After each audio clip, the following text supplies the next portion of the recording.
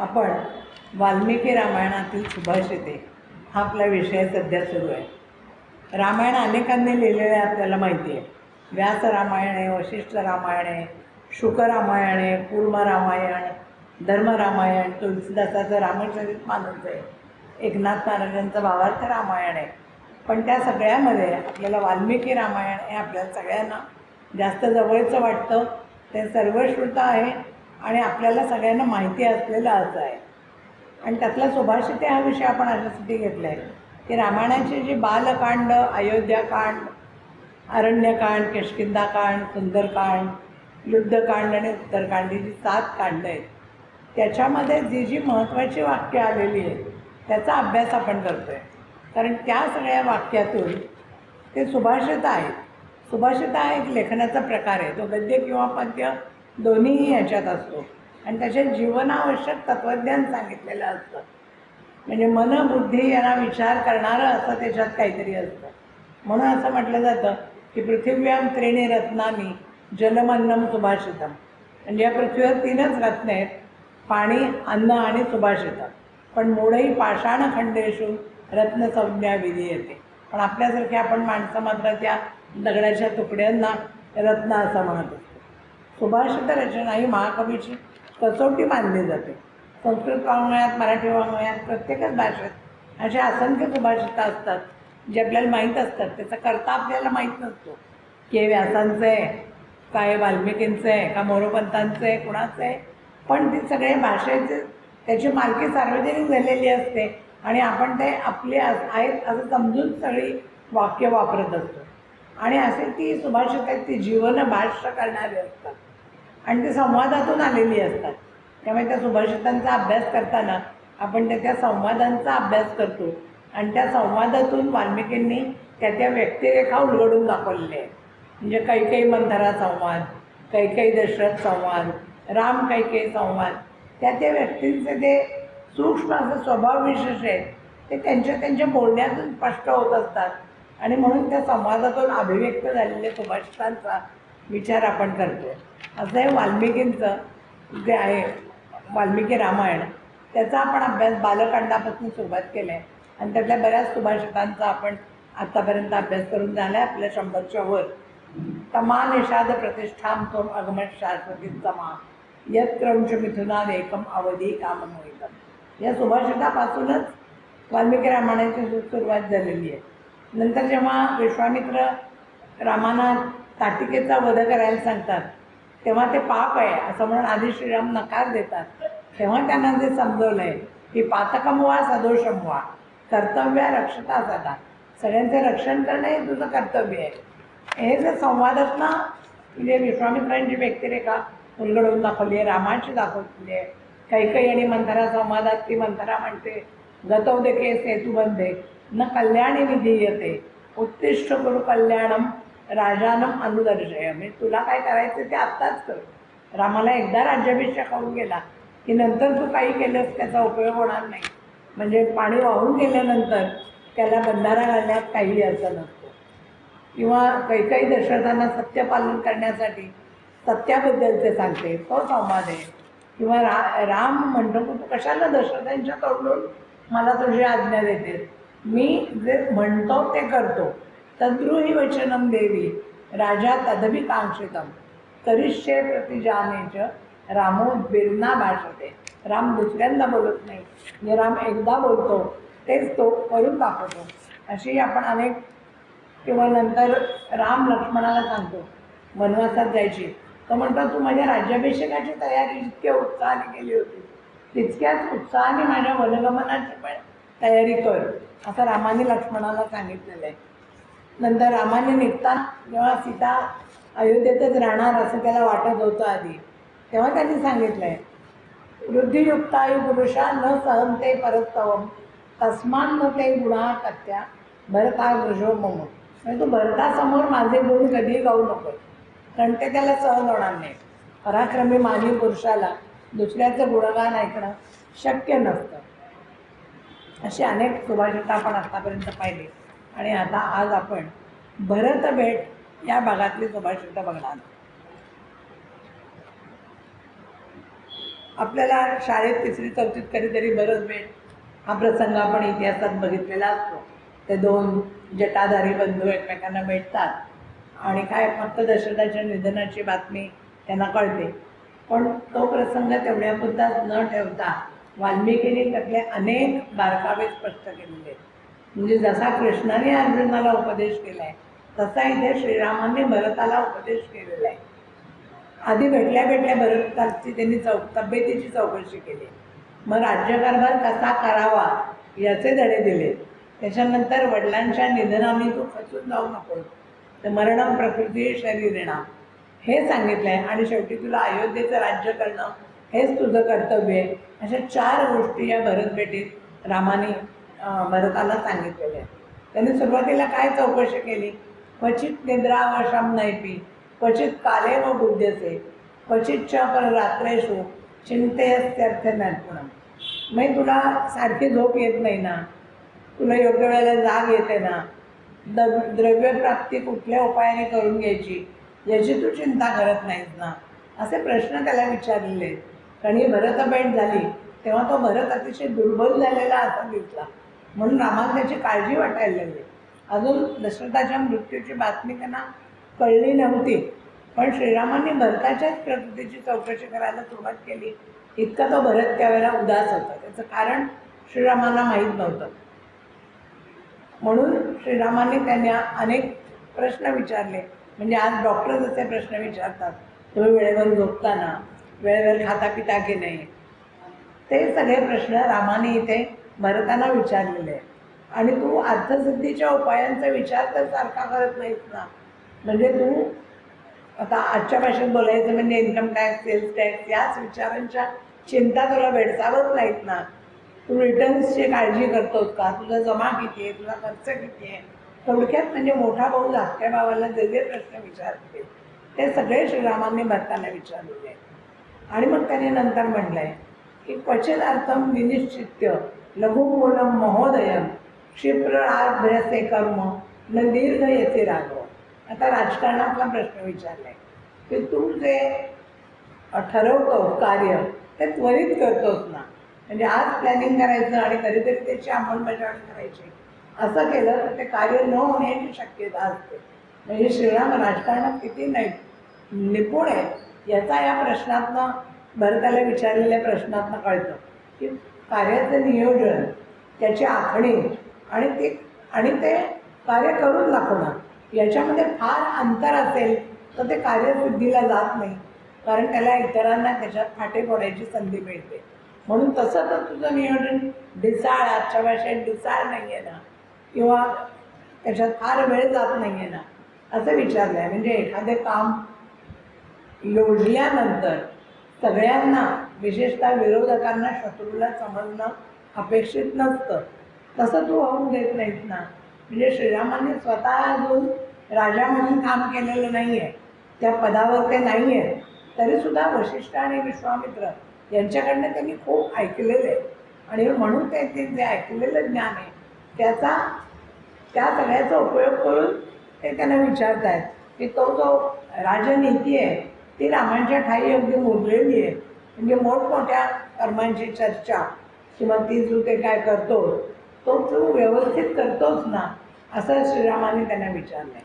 नंतर तुझे सगळे जे मंत्री आहेत, सल्लागार आहेत, ते विद्वान आहेत ना, असा प्रश्न श्रीरामाने विचारला आहे. सहस्राण्यपि मूर्खाणां यदुपास्यते महीपती अथवा अप्येतान्येव नास्ति तेषु सहायता.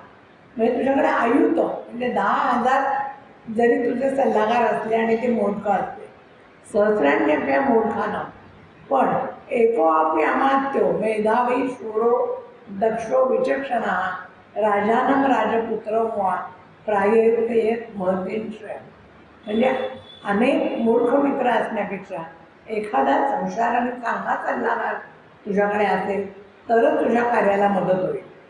बुद्धिमान, शूर पाहिजे, दक्ष पाहिजे, नीतिशास्त्रवेत्ता असा अमात्य पाहिजे.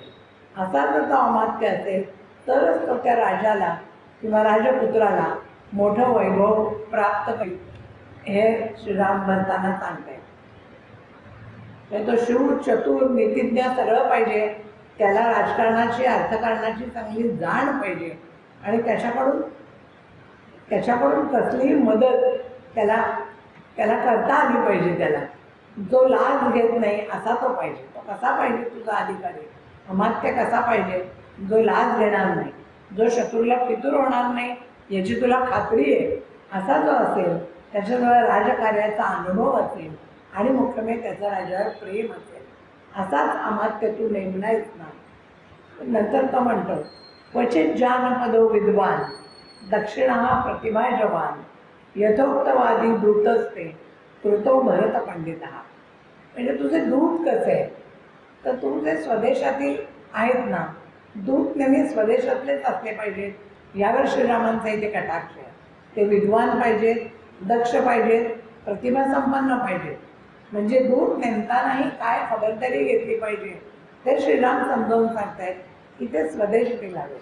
दूत कधीही परकीय असता कामा नाही आहेत. राजावर प्रेम करणारे हवेत, निष्ठावान हवेत, सदाचरणी हवेत, सत्सद्विवेकबुद्धी जागी असलेली पाहिजे आणि त्यांनी सतत राज्याची पाहणी करत राहायला पाहिजे. म्हणजे शत्रुप्रदेशाचीही पाहणी केली पाहिजे आणि स्वतःच्या प्रदेशाचीही पाहणी करायला पाहिजे. म्हणजे स्वतःच्या पक्षातील आणि शत्रूच्या पक्षातले सुद्धा कोण तर मंत्री, पुरोहित, युवराज, सेनापती, द्वारपाल, अंतःपुरावरचे अधिकारी, कोषाध्यक्ष, खजिनदार, रोखपाल, सचिव, नगराध्यक्ष, कोतवाल या सगळ्यांची माहिती पाहिजे तुमच्याजवळ खडात राजाला असली पाहिजे. फक्त आपल्याच पक्षातले नाही तर शत्रू पक्षातले सुद्धा. आता शत्रू पक्षातल्या या सगळ्या माणसांची माहिती असण्याची का जरूर आहे, तर प्रसंगी त्यांच्यातल्या कोणाला तरी फोडता आलं पाहिजे आपल्याला माहिती मिळण्याकरता.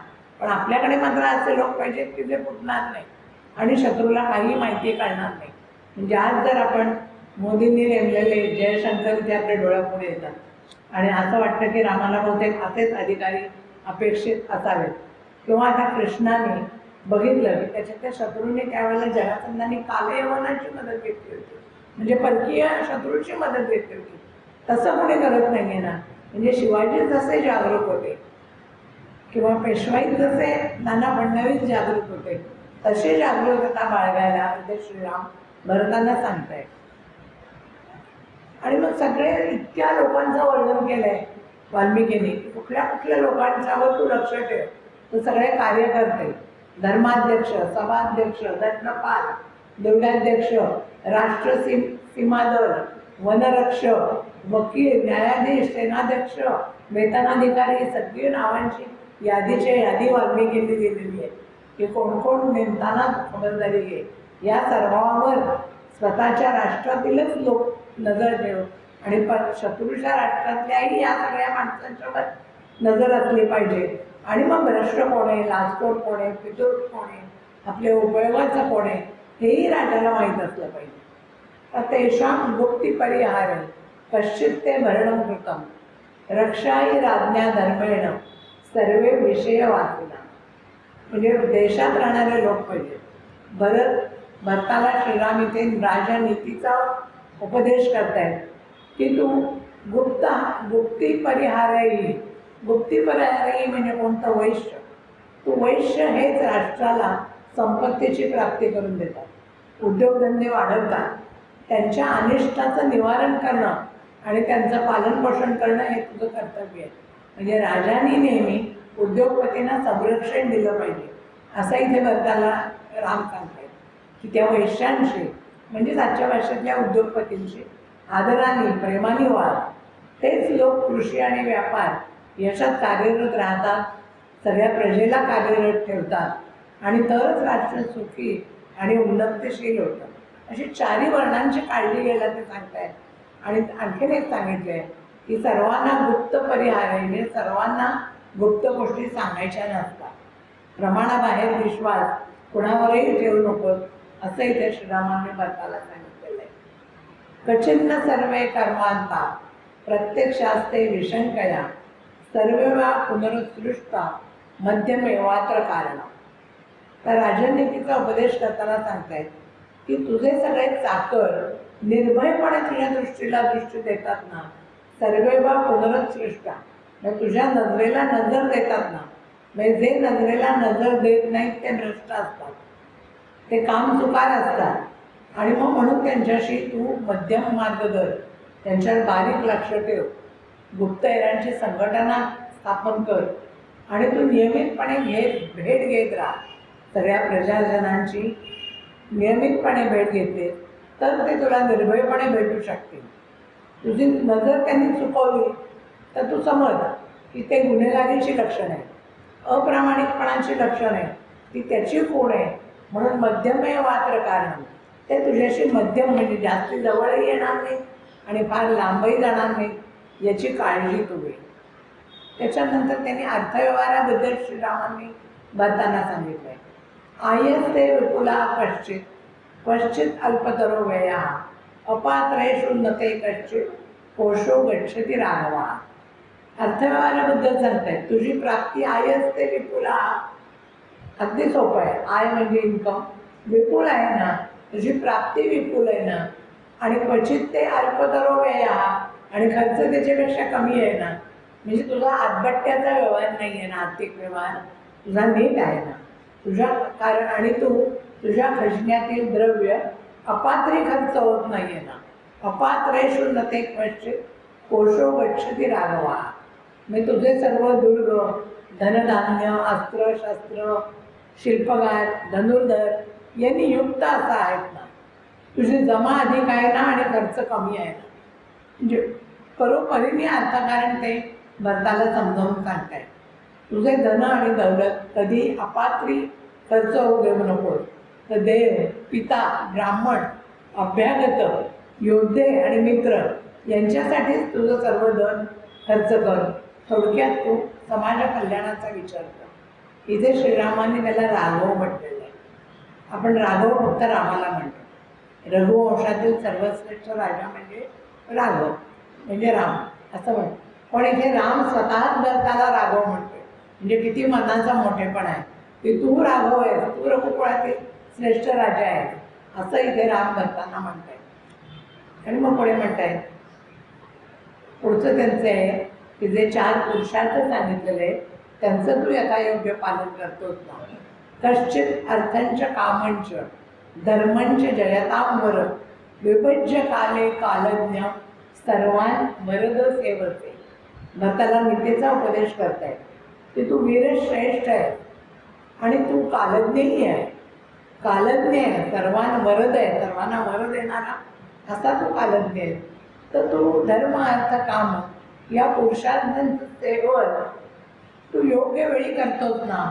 सगळ्यासाठी तुझा वेळ सारखाच देतोस ना.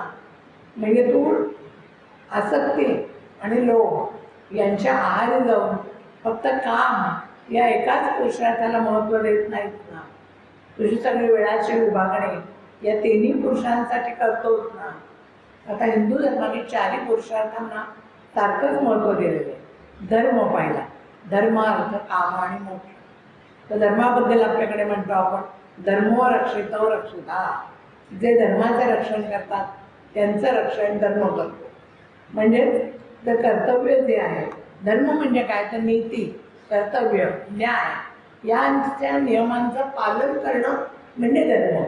आपण धर्म म्हणजे म्हणजे तरी काय तर नीती, कर्तव्य आणि आपले जे न्याय आहे यांचं पालन करणं. म्हणजे असं आहे की धर्म ते तो हंती धर्मो रक्षते रक्षिता. तुम्ही धर्माचा नाश केला, धर्माला मारलं तर धर्म तुम्हाला जिवंत ठेवणार नाही. पण तुम्ही धर्माचं रक्षण केलं तरच धर्म तुमचं रक्षण करणार आहे. ही महत्त्वाची गोष्ट इथे राम भरताना सांगत आहे. तस्मात धर्मो न हंतव्य हा नाते धर्मो हतो वदे. तुम्ही धर्माला मारू नका, धर्म तुम्हाला मारणार नाही, तुम्ही धर्माकडून मारले जाणार नाही. आता आपली जी रॉ संस्था आहे भारतातली, तुम्हाला माहीत असते, India research and analysis wing म्हणजे रॉ RAW, त्या संस्थेचं ध्येयवाक्य काय आहे? धर्मो रक्षिती रक्षिता. हे जे वाक्य आहे तेच त्या संस्थेचं ब्रीदवाक्य आहे, मोठो आहे, धर्मो रक्षिती रक्षिता. आणि आपल्याला भगवंताने पण सांगितलेलंच आहे, परित्राणाय साधूनां विनाशाय च दुष्कृतां धर्म संस्थापनार्थाय संभवामि योगयुगे. कारण धर्म या पुरुषार्थाला पहिलंच स्थान दिलेलं आहे. नंतर त्यांनी विचारलं आहे अर्थ. अर्थ म्हणजे फक्त पैसा मिळवणं नाही, तर समृद्धी, धन, दौलत, आर्थिक यश. आणि अर्थ म्हणजे गरजा पूर्ण करण्याची क्षमता. आपण अर्थ मिळवला पाहिजे म्हणजे काय, तर त्या अर्थाचं परत योग्य ती गुंतवणूक करून पुनर्गुंतवणूक करून तो कसा वाढेल ते बघून आपल्या गरजा पूर्ण करण्याची क्षमता आपल्या ठाई निर्माण करणं म्हणजे अर्थ. आणि काम म्हणजे काय, तर काम म्हणजे आपल्याला जे सांगितलं आहे प्रजनशास्त्री कंदर्पा. भगवंतानी विभूती सांगताना म्हटलंय 10व्या अध्यायात प्रजनशास्त्री कंदर्पा म्हणजे मी त्याच्यात मदत आहे. किंवा कामोस्मी धर्माविरुद्ध कामे म्हणजे मी धर्माला अनुकूल असा काम मीच आहे. ती पण विभूती 7व्या अध्यायात सांगितलेली आहे की धर्माला अनुकूल असा काम म्हणजे मीच आहे. मग काम म्हणजे काय, तर आयुष्यातील उपभोग. काम म्हणजे फक्त शारीरिक गरजा नाही, तर काम म्हणजे हसत खेळत जीवन जगणं म्हणजे काम. आदर्श नातेसंबंध असणं, आनंद पूर्तीलाही आपल्या जीवनात स्थान असणं, प्रेम, विनोद, क्रीडा या सर्वांना स्थान असणं म्हणजे काम. आणि मयात आपल्याला धृतीचे प्रकार सांगताना भगवंतांनी सांगितलं आहे ययात धर्म कामार्थान धृत्या धारयते अर्जुन प्रसंगेन फलाकांक्षी धृतीचा पार्थ राजसी. म्हणजे धर्म, अर्थ आणि काम हे जो धारण करतो त्याची जी धृती असते ती राजसी आहे असं भगवंतांनी ते सांगितलेलं आहे. आणि आपलं सगळं अर्थाचं विभाजन या 3 पुरुषार्थांसाठीच केलं तर 4था पुरुषार्थ आपल्याला प्राप्त होतो असं आपल्या धर्माचं सांगणं आहे. म्हणजे धर्माय यज्ञते अर्थाय कामाय स्वजनाय च पंचधा विभाजन वित्तम इह पुत्र च मोदते असं भागवतात म्हटलेलं आहे. म्हणजे धर्म, यश, अर्थ, आत्मा आणि स्वजन याच्यासाठी आपल्याजवळ असलेल्या अर्थाचं विभाजन करण्यात जो करतो तो इहलोकी आणि परलोकी सुखी होतो. धर्म, यश म्हणजे आपण त्याला काम म्हणूया, अर्थ आणि आत्मा म्हणजे मोक्षाकडे वाटचाल, आणि स्वजन म्हणजे आपली नातेसंबंधातली आपली कर्तव्य यांच्यासाठी जो अर्थाचं विभाजन करतो तो मनुष्य इहलोकी आणि परलोकी सुखी होतो असं भागवतात नंतर सांगितलेलं आहे. तेच इथे रामाने सांगितलं आहे की तू या सगळ्या 4ही पुरुषार्थांना योग्य तुझा वेळ वाटून देतोच ना, काम आणि आसक्ती, लोभ यांच्या आहारी जात नाहीत ना. मग पुढे त्यांनी सांगितलं, श्रीरामाने भरताना पुढे केलेला उपदेश असा आहे की जे तुला मिळतं ते तू सर्वांना वाटून देऊन मग त्याचा उपभोग घेतोच ना. क्वचित साधुकृतम भोज्यम एको नाशनासी राघव क्वचित शंस मानेभ्यो मित्रेभ्या प्रयच्छसी. म्हणजे नीतीचा उपदेश करतायत. परत एकदा राघव म्हटलेलं आहे भरताला ते स्वादिष्ट केलेले भोज्य पदार्थ तू एकटाच भक्षण करत नाहीस ना. भोजन एको न आशनासी, तू एकटाच खात नाहीस ना. त्या पदार्थांची इच्छा धरणाऱ्या सगळ्या मित्रांना तू ते देतोस ना. मित्रेभ्या प्रयच्छसी, म्हणजे ते मित्रांना देतोस ना. म्हणजे फक्त इथे अन्नाच्या संदर्भात घ्यायचं नाही आहे, तर त्या नीतीचा उपदेश करताना बारीक सारीक सूचना देताना त्यांनी फक्त भोज्य पदार्थ म्हटलं आहे. त्याचा अर्थ फक्त भोजन असा नसून सर्व प्रकारची सुखं, एकंदर राष्ट्राचं जे इन्कम त्याच्यात तू सर्वांना सहभागी करून देतोस ना. म्हणजे थोडक्यात इक्वल डिस्ट्रीब्युशन ऑफ वेल्थ हे तुझं धोरण असतं ना, ते तू जाणतोस ना. आणि हे सगळ्यांना देऊन खायचं, सर्वांना देऊन त्याचा उपभोग घ्यायचा, हे आपल्याला भगवंतांनी पण सांगितलेलं आहे. देवान भावयता येणं ते देवा भावयंतु वा परस्परम भाववंता श्रेयम परम अवाप्त. म्हणजे आपण देवतांना यज्ञाच्या रूपाने देतो यज्ञ, आणि मग त्यांनी संतुष्ट होऊन देव ते आपल्याला देतात. म्हणजे परस्पर देवाणघेवाण मानव आणि देव यांच्यात सुद्धा चाललेली असते. इष्टान भोगान हो देवो दास्यंते यज्ञ भाविता. यज्ञाने ते संतुष्ट होतात. तैर दत्तान, पण त्यांनी दिलं देवाने काही तरी तैर दत्तान अप्रदाय योग योग भुंगतेस तेने अवसा. मिळालेला जो एकटाच खातो परत त्यातला काही भाग देवाला न देता इष्टमित्रांना आपल्यावर अवलंबून असलेल्या प्रजांना न देता स्वतःच जो उपभोग घेतो तो त्याला काय म्हटलंय, त्याला गीतेनी भगवंतांनी स्तेन म्हटलेलं आहे. म्हणजे तो चोर आहे. दुसऱ्यांना न देता स्वतःच एकटा घेणारा तो चोर आहे. म्हणून तू तसं करत नाहीस ना, तू राघव आहे. म्हणून त्याला नीतीची कीर्तीची उपदेश करताना बारीक सारीक सूचना दिलेली आहे की तू भोज्य पदार्थ म्हणजे सर्व प्रकारची सुख सर्वांना देतोस ना, तू एकटाच घेत नाहीस ना.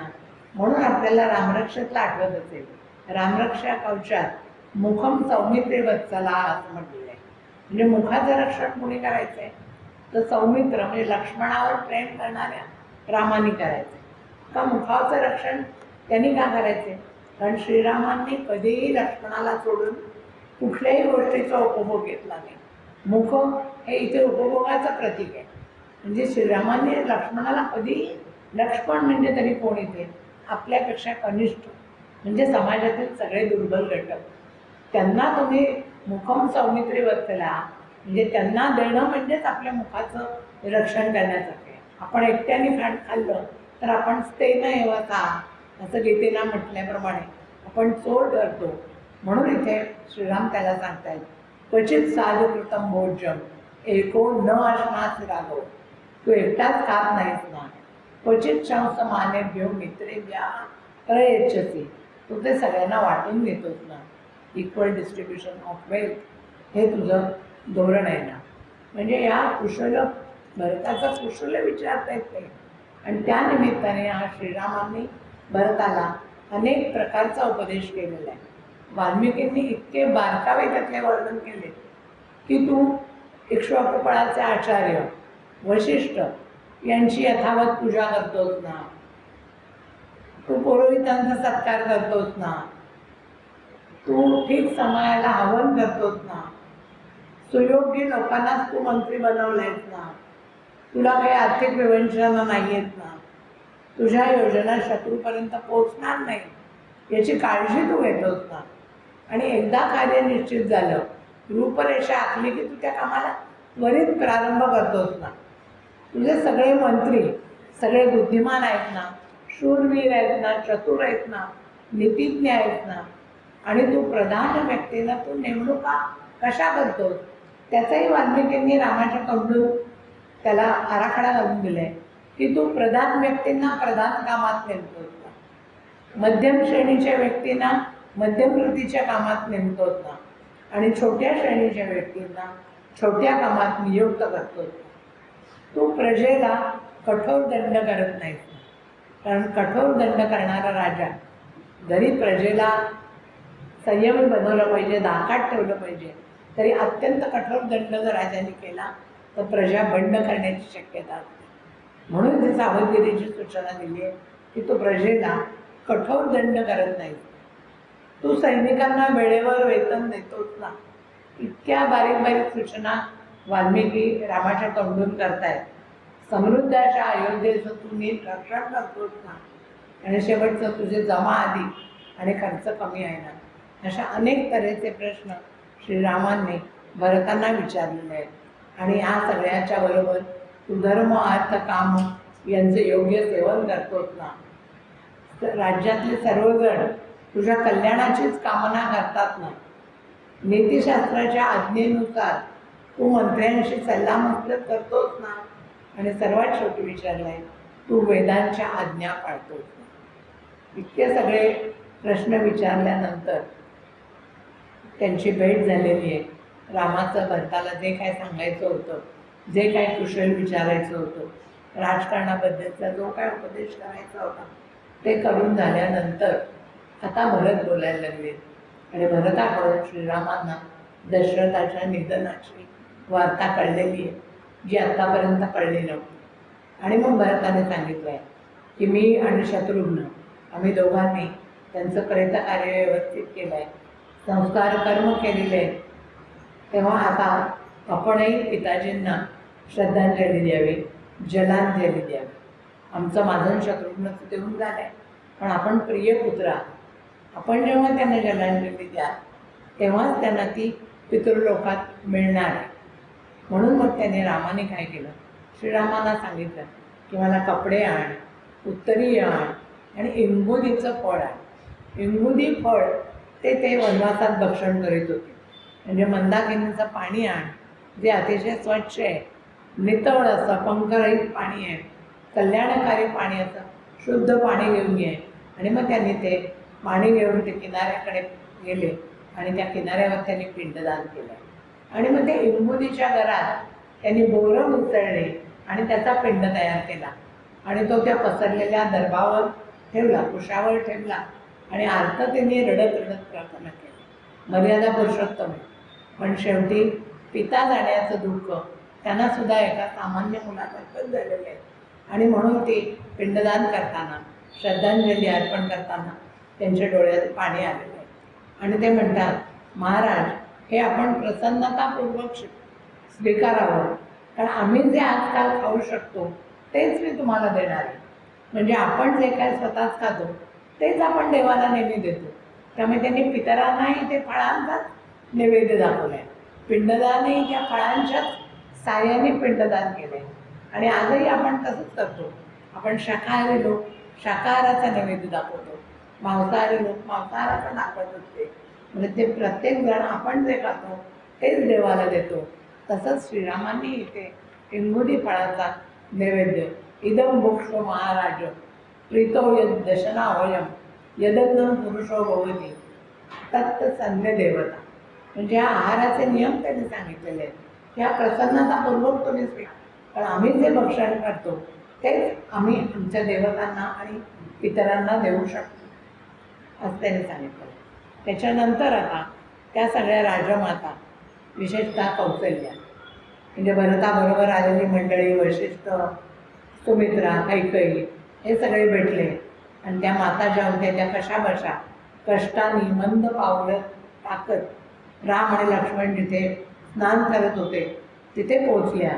आणि तेव्हा रामाला पाहून कौसल्याला आपली रडू कोसळली. आणि मग लक्ष्मण त्यांना पाणी काढून देत होता, तेव्हा ही अशी कामं त्यांना करताना बघून सुमित्रेलाही रडू कोसळलं. पण तो कामं ती करतोय म्हणून कौसल्यांनी सुमित्रेचे आभार मानलेले आहेत. आणि एवढी समृद्धी असूनही रामावर ही वेळ आली आहे म्हणून त्या अस्वस्थ झालेली आहेत. आणि मग सुमित्रा आणि कैकेयी दोघीजणी त्या कौसल्याची समजूत घालत आहेत. आणि मग राम लक्ष्मणाला भेटून झाल्यावर कौसल्या सीतेला भेटायला गेली. आणि मग तिने सीतेचं वर्णन कसं केलं आहे, तिला सीता कशी दिसली, असे पद्म आतप संतप्तम. म्हणजे पद्म आतप संतप्तम, आतप म्हणजे ऊन, उन्हाने कोमळलेलं कमळ जसं दिसतं, जसं म्लान झालेलं असतं. किंवा परिक्लिष्ट मिवोत्पलम, उत्पल म्हणजे पण कमळ, ते कसं चुरगळलं, परिक्लिष्ट चुरगळून टाकलं, चुरगळून टाकलेलं फूल जसं दिसलं, किंवा उन्हाने तापून गेलेलं कोमेजलेलं कमळ जसं दिसतं, किंवा कांचन रजसा द्वष्ट, सोन्याचा लखलखीत दागिने पण तो धुळीने भरला आहे, सगळा मळकट झाला आहे, तर तो कसा म्लान दिसतोय. किंवा क्लिष्टम चंद्रमिवा भुदय, चंद्र आहे पण तो ढगाने दाखवलेला आहे, तो कसा दिसेल. तशी कौसल्या म्हणते, मुखम ते प्रेक्ष मा शोको दत्त त्याग न रेवाश्रयम. हे तुझं मुख असं बघून, तुझी म्लान अवस्था बघून मला जणू काय अग्नी माझ्या मनाला जाळतोय असं मला दुःख होतोय. आणि किती दुःख होतोय कौसल्या वर्णन करते. भृशम मनसी वैदेही व्यसनान अरणी संभवा. म्हणजे लाकडावर लाकूड घासून अग्नी उत्पन्न होतं आणि त्या अग्नीने ते सगळे लाकडच भस्मसात होतं. तसं कौसल्याचं दुःख आहे. माझ्या अंतःकरणात जे दुःख आहे ना ते माझ्याच माणसांच्यामुळे उत्पन्न झालेले आहे.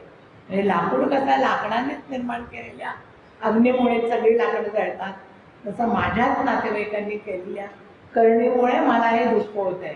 आणि किती तर भृशम, तुझे उन्हाने कोमेजलेलं मुख, तुझं हे चुरगळलेल्या फुलासारखी तुझी अवस्था, धुळीने मलिन झालेलं म्हणजे मळकट झालेलं सोन्याचा दागिना कसा दिसेल, किंवा मेघाच्छादित चंद्र कसा दिसेल, तसंही तुझं मुख पाहून. अरणी म्हणजे एकावर एक जी लाकडं घातली जातात त्यांना अरणी म्हणतात. अरणी जसं काष्टांना दहन करतो तसंच माझ्या अंतःकरणात दुःखरूप अग्नीपासून उत्पन्न झालेला हा शोक मला जाळतोय. म्हणजे एवढी समृद्धी असून सुद्धा तुझ्यावरी कशी वेळ आली आहे? तू दशरथांची सून आहे, श्रीरामांची पत्नी आहे, आणि तसे तुला कसे दिवस काढावे लागत आहेत. कौशल्याला खूप वैषम्य वाटतं आहे. आणि सीतेच्या मुखाचं जे कौशल्याने वर्णन केलं आहे, म्हणजे ते वाल्मिकींनी जे केलं आहे की उन्हाने कोमेजून नेलेलं कमळ, चुरगळून टाकलेलं फूल, धुळीने माखलेलं सोनं किंवा आभ्राच्छेदित चंद्र, म्हणजे ज्ञानदेव जशा एकापाठोपाठ एक अनेक उपमा देतात, तशा इथे वाल्मिकींनी सीतेच्या मुखासाठी 4 उपमा दिली आहेत. आणि त्या 4 उपमा देण्यातून त्यांना सीतेची म्लानता सांगायची आहे आणि कौशल्याला किती तिच्याबद्दल हळहळ वाटते तेही सांगायचे. की एकसारखी तिची अपराधी भावना आहे कौशल्याच्या मनात, ती प्रकर्षाने तिने जाणून दाखवलेली आहे की सीतेचं दुःख आता हे खरं म्हणजे कौशल्याला पावत नाही आहे. तिच्या हृदयाला वेदना होत आहे, आगीने लाकूड जळून जातं तशी आपल्या हृदयाची अवस्था झाली. आणि त्या आगही कशामुळे लागले?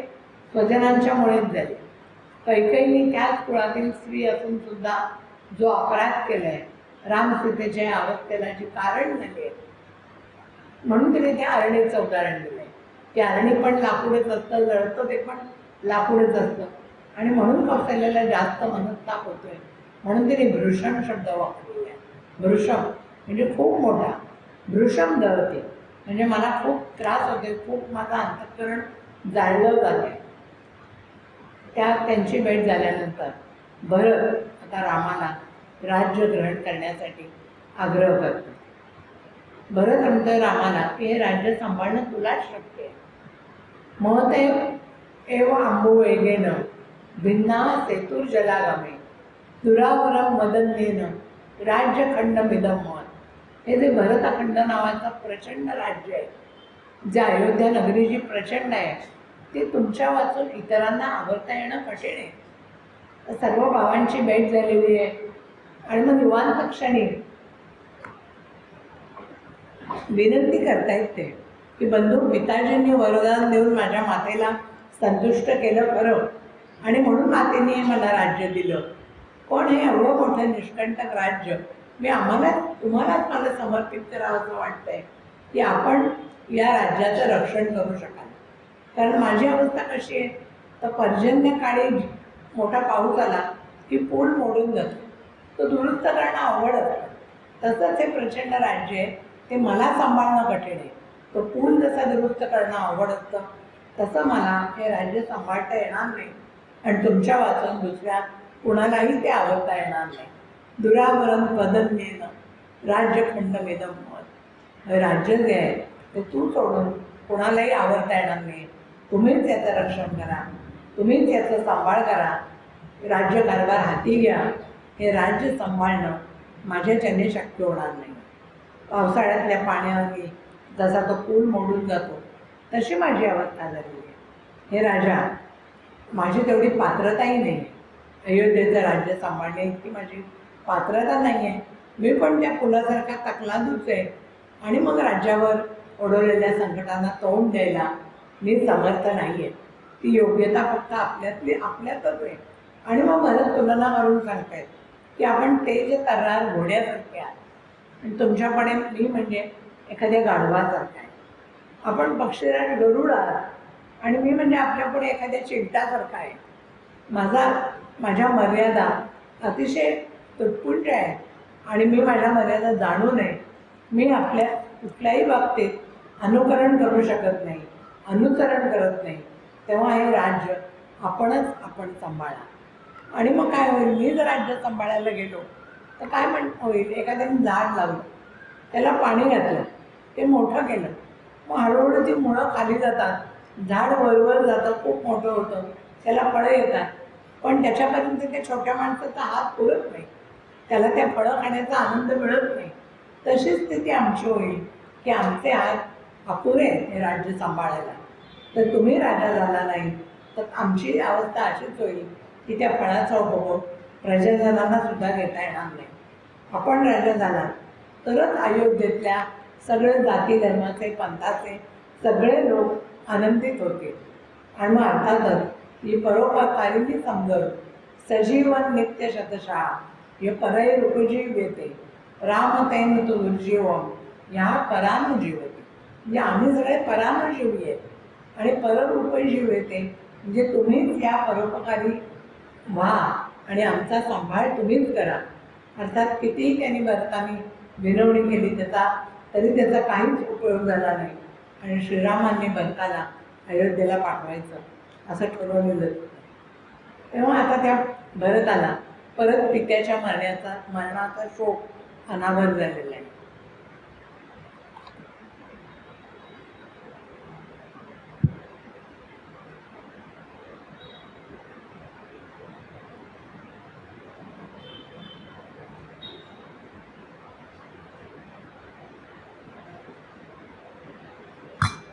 म्हणजे भरतांची भेट झाल्यावर श्रीरामांनी पहिल्यांदा त्यांच्या भरताच्या तब्येतीची चौकशी केली, क्षेमकुशल विचारलं, मग राजकारण कशा पद्धतीने करायला पाहिजे, चारी पुरुषार्थ कसे सांभाळले पाहिजेत ते सांगितलं.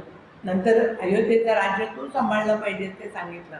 पण आता तो परत पित्याच्या मरणाच्या दुःखाने व्यथित झालेला पाहून श्रीरामाने त्यांना जीवनाची अनित्यता समजावून सांगितली. म्हणजे इथे आपल्याला भगवान कृष्णाने जसं अर्जुनाला उपदेश केला, हे शरीर कसं अनित्य आहे याचा जो उपदेश केला त्याची आठवण येईल असाच हा सगळा भाग आहे. यथा फलानां पक्वानां नान्यत्र पतनात् भयम एवं नरस्य जातस्य नान्यत्र मरणात् भयम. म्हणजे पक्वानां फलानां म्हणजे पिकलेल्या फळाला काय होणार, शेवटी ते गळून पडणार. पिकलेलं फळ जसं गळून पडणार तसं जातस्य नरस्य नान्यत्र मरणात् भयम. तसं जन्माला आलेल्या पुरुषांना मरण हे यावंच, येणारच, दुसऱ्या कशापासूनच त्यांना भय नसतो. म्हणजे मरण प्रकृती शरीर येणार हे इथे ते श्रीराम समजावून सांगतात. म्हणजे तुझा शोक कसा आहे तर नंतर 8व्या अवतारात जे भगवंतांनी सांगितलं आहे, दुसऱ्या अध्यायातला जो सगळा उपदेश आहे, जी आत्म्याची अमरता आणि देहाची अनित्यता सांगितलेलं आहे. अशोचानंद शोचत्व प्रज्ञावादांश वाचते गतासून गतासूंश नानुशोचन्ति पंडिता. म्हणजे हे जे शरीर आहे त्याच्या जाण्याबद्दल पंडित शोक करत नाही. किंवा न तुम्हेवान जातुनासम न त्वं नेमे जनाधिपो न चैवन भविष्यामा सर्वे वयमथा पर. आपण कुणी भविष्यात नसणार आहोत. किंवा देहिनोस्मिन् यथा देहे कौमारं यौवनं जरा तथा देहांतर प्राप्ती धीरज तत्र न मुह्यति.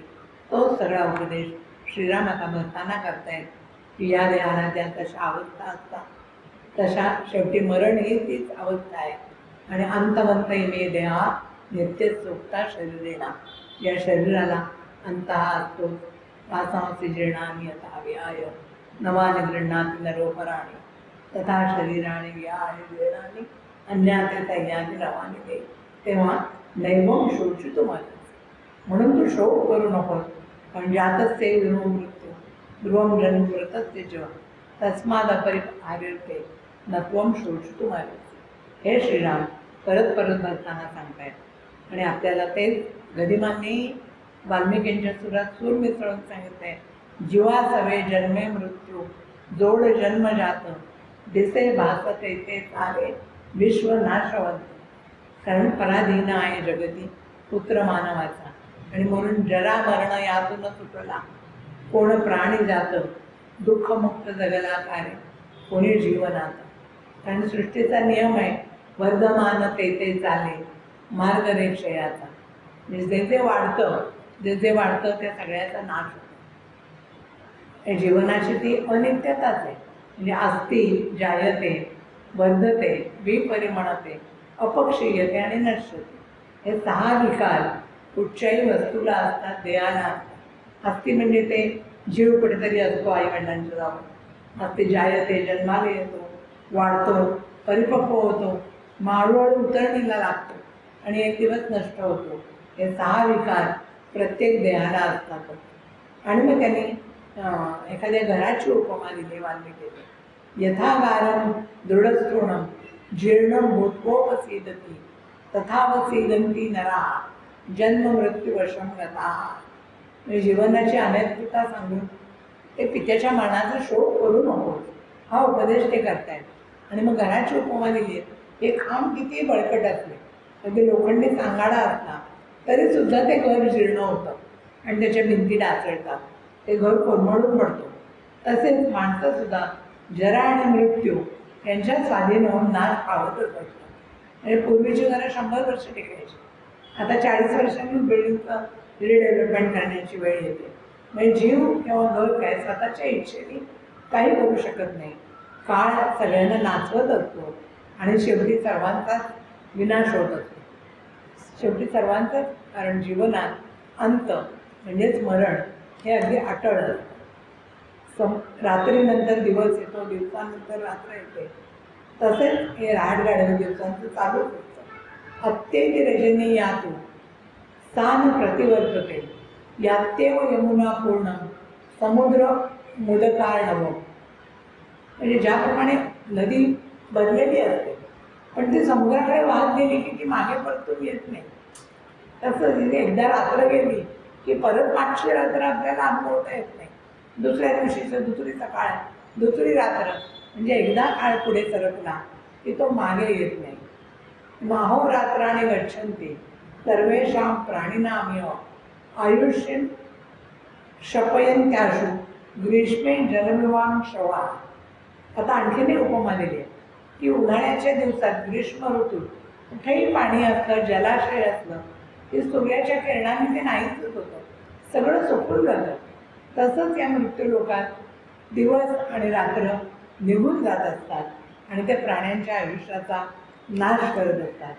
म्हणून राम सांगतायत, आत्मानस्तु अनुशोच त्वं किमन्यत् अनुशोचसी आयुस्तु येतस्य स्थितस्यास्यास गतस्तेच. मी तू स्वतःविषयी आता चिंता कर, तू स्वतःला काय पुढे करायचं आहे त्याचं प्लॅनिंग कर. दुसऱ्याविषयी आता तू शोक करणं थांबव. म्हणजे कोणी मनुष्य कसाही असतो, तो चालत असो, चालणारा असो, बसणारा असो, झोपणारा असो, कुठच्याही अवस्थेत असो, प्रत्येकाचं आयुष्य संपतच असतं. आणि सैव मृत्यू भजती सहमृत्यू निषेधते गत्वा सुदीर्घ मध्वानं सहमृत्यू निवर्तते. म्हणजे असं असतं की प्राणी चालायला लागला त्याच्यावर मृत्यू चालायला लागतो, प्राणी बसला मृत्यू खाली बसतो आणि परत तो प्राणी उठून चालायला लागला मृत्यू त्याच्यावर चालायला लागतो. म्हणजे मृत्यू माणसाला कधीही सोडत नाही, तो प्राणाच्या अगदी जवळच असतो. आणि मग त्यांनी आता म्हातारपणाचं वर्णन केलं आहे की त्या मरणाच्या आधी काय येतं त्यासाठी सुद्धा माणसाने तयार राहिलं पाहिजे. की गात्रेषु वलया प्राप्ता श्वेताश्चैव शिरोर्वा जरया पुरुषो जीर्णा किं हि त्वं कृत्वा प्रभावयेत. अगदी सोपं संस्कृत आहे. गात्रेषु वलया प्राप्ता म्हणजे काय, अवयवावर वलया म्हणजे सुरकुत्या पडतात, अवयवावर सुरकुत्या पडतात. श्वेताश्चैव शिरोर्वा, शिरोर्व म्हणजे डोक्यावर वाढतात, म्हणजे केस. केस काय होतात, श्वेत होतात, पांढरे होतात. जरया पुरुषो जीर्ण, त्या जरेने वृद्धत्वाने माणूस एकदम जीर्ण होऊन जातो आणि कुठलाही उपाय करून हे टाळता येत नाही. किम कृत्वाही न प्रभाव होईल, काही उपाय केले तरी म्हातारपण कुणालाही थोपवता येत नाही. म्हणजे आपल्याला शंकराचार्यांनी त्यांच्या भजगोविंदममध्ये सांगितलेलं आहे, अंगम गलितम फलितम मुंडम दशनहीनम जातम तुंडम वृद्धो यात गृहीत्वा दंडम तदपि न मुंचती आशा पिंडम. म्हणजे सगळं अंग गळून गेलेलं आहे, मुंडी हलायला लागलेली आहे, तोंडातले दात सोडून गेलेले आहेत, हातात काठी घेतली आहे, तरीसुद्धा माणसाची आशा सुटत नाही. म्हणून शंकराचार्यांनी सांगितलं आहे भजगोविंदम भजगोविंदम. आणि आपल्या देवालांनी पण वर्णन केलं आहे म्हातारपणाचं. दंताजीचे ठाणे उठले, फुटले दोन्ही कान, डोळे रुसले, काही न बघती नन्ना करीते मान. तुरळक कोठे केस रुपेरी, डोईसट टक्कल छान, भारवयाचा वाहुनी वाहुनी कंबर होय कमान. काठीचाही नेट न पाया, परी मोठे अवसान, उसनी घेऊन ऐट चालतो, काही दिसे ते ध्यान. असं आपल्या देवालांनी वर्णन केलेलं आहे. आणि घटका गेली, पळे गेली, तास माझे टणाना, आयुष्याचा नाश होतो रामकार्य म्हणाना. म्हणजे घटका जातात, पळत जातात, हे असं म्हातारपण येतच असतं. आणि ज्या 6 अवस्था अस्ति, जायते, वर्धते, विपरिणामते, अपक्षीयते आणि नश्यते, या 6ही अवस्था माणसाला अपरिहार्य अशा असतात. तेव्हा ते येणारं म्हातारपण आणि त्याच्या पाठोपाठ येणारा मृत्यू हे सगळ्यांनाच येणार आहे. तेव्हा त्याचा विचार न करता तू तुझं कर्तव्य आता कर, असं श्रीरामांना त्या भरताला सांगायचं आहे. आणि मग ते सांगतात की नंदती उदिता आदित्य, नंदती अस्तमिती अहनी, आत्मनो नाभुद्यन्ते मनुष्या जीवित क्षय. म्हणजे आपण काय असतो, सूर्योदय झाल्यावर आनंदी होतो, प्रसन्न होतो. दिवस असताना जातो, तोही आपला दिवस चांगला गेला, सार्थक गेला म्हणून आपण आनंदी असतो. पण त्या संबंध दिवसात प्रत्येक दिवशी आपल्या जीविताचा क्षय होत असतो. आयुष्य एकेका दिवसांनी कमी होत असतं, हे मात्र माणसाला कळत नाही. आणि मग परत रामाला आता अयोध्येत येण्याची विनंती करतोय. तेव्हा श्रीरामांनी जीवनाची अनित्यता त्याला पटवून दिली आहे, शोक न करण्याचा उपदेश केला आहे. आणि मग शेवटी सांगितलं आहे, यथा काष्टंच काष्टंच समवेता महार्णवे, समेत त्यक्तु वेवे याता कालमासाद्य कंचन, एवं भार्याश्च पुत्राश्च ज्ञातज्ञस्य वसूनिच, समेत्य व्यवधावन्ति ध्रुवो येशो विना भवा. यथा काष्टंच काष्टंच, महासागरात 2 लाकडं एकमेकांच्या जवळ येतात, काही काळाने एकमेकांच्यापासून लांब होतात. त्याचप्रमाणे या संसारात स्त्री, पुरुष, कुटुंब सगळं मिळतं आणि नंतर ते बाजूला राहतं. आपल्याला पुढच्या जन्मात, मागच्या जन्मी कोण आपली आई होते आणि कोण वडील होतं हे सुद्धा आठवत नाही. ती एक कथा सांगतात, त्या माणसाचा मुलगा तरुणपणेच गेला. तेव्हा तो एका साधूकडे गेला आणि म्हणाला, माझ्या मुलाला मला भेटण्याची इच्छा आहे खूप. साधू म्हणाला, बोलव तुमच्या मुलाला. त्या मुलाच्या आत्म्याला बोलवलं, तुझे आईवडील तुझी वाट बघते, भेटायला ये. तो आत्मा म्हणाला, कुठच्या जन्मातले आईवडील? म्हणजे तो आत्मा एकदा देह सोडून गेल्यावर इथल्या आईवडिलांशी त्याचा काहीही संबंध उरत नाही. यथा काष्टंच काष्टंच समवेता महार्णवे. म्हणजे आपली मुलं, नातेवाईक हे सगळे आपण एखाद्या लाकडाच्या उडक्याप्रमाणे जवळ आलेलो असतो. काळाच्या लाटेत ते सगळीकडे विखुरले जातात, पण वियोग होणं हाच सृष्टीचा नियम आहे. आणि म्हणून यथा काष्टंच काष्टंचं याचं आपल्या गदिमध्ये वर्णन केलं आहे की सगळं शेवटी नाशच होणार असतं. अंत उन्नतीचा पतने होई या जनात, सर्व संग्रहाचा वत्सा नाश हाच अंत. वियोगात नेल न होते नेम हा जगाचा, पराधीन आहे जगती पुत्र मानवाचा. जीवा सवे जन्मे मृत्यू जोड जन्मजात, दिसे भात तेथे सारे विश्व नाशवंत. काय शोक करिसी वेड्या स्वप्नीच्या फळांचा. कारण काय, शेवटी आपण त्या मरण या कल्पनेचा विचारही जास्त करू शकत नाही. मरण कल्पनेशी थांबे तर्क जाण त्यांचा. कारण जरा मरण यातून सुटला, कोण प्राणी जात, दुःखमुक्त जगला कारे कुणी जीवनात. म्हणून यथा काष्टंच काष्टंच म्हणजे 2 ओंडक्यांची होते सागरात भेट, एक लाट तोडी दोघा पुन्हा नाही. क्षणिक तेवी आहे बाळा मेळ माणसांचा, पराधीन आहे जगती पुत्र मानवाचा. तेच आधी वाल्मिकींनी सांगितलं आहे, यथा काष्टंच काष्टंच समयाता मानवे. आता आपल्याला आपण गीतरामायणातलं गाणं ऐकतो, पण हे मूळ श्लोक कोणाचा आहे, काय आहे माहीत नसतं. याला सुभाषित म्हणतात, तरीसुद्धा ते आपण वापरतो. यथा काष्टंच काष्टंच समवेता मानवे, समेत्य तू ववे याता कालमासाद्य कंचन. भरत अजूनही पुन्हा पुन्हा श्रीरामांना अयोध्येला परत येण्याची विनंती करतोय. आणि त्याला अजूनही असं वाटतंय की आपल्या पिताजींनी आपली कर्तव्य योग्य रीतीने पार पाडली, प्रजाजनांचं भरणपोषण केलं आणि ते स्वर्गवासी झाले. राम परत समजावणी करतायत, त्यांनी त्यांची कर्तव्य योग्यतेने पार पाडलेली आहेत, म्हणून तू त्यांच्या निधनाचा शोक करू नकोस. तू धीट आहेस, प्रज्ञावान आहे, तू असा शोक आणि विलाप रोदन यांचा त्याग कर. आणि ते आपण दोघेही आपल्या पित्याच्या आज्ञेचं पालन करूया. नको आसू डाळू आता ऊस लोचनाचं, तुझा आणि माझा आहे वेगळा प्रवास. अयोध्येत हो तू राजा, रंक मी वनीचा. आणि मला तू परत परत येण्याची गळ घालू नकोस. तर आपण दोघंही पितृवचन पाळून कृतार्थ होऊया. आणि संपल्या विनाही वर्षे दशोत्तरी 4, अयोध्येत नाही येणे सत्य व्यवहार. तू किती विनंती केली तरी मी येणार नाही. तूच आता हा स्वामी आहे आणि तूच या अयोध्यापुरीचं आता रक्षण कर. असं त्या भरतभेटीचा इथे शेवट झालेला आहे.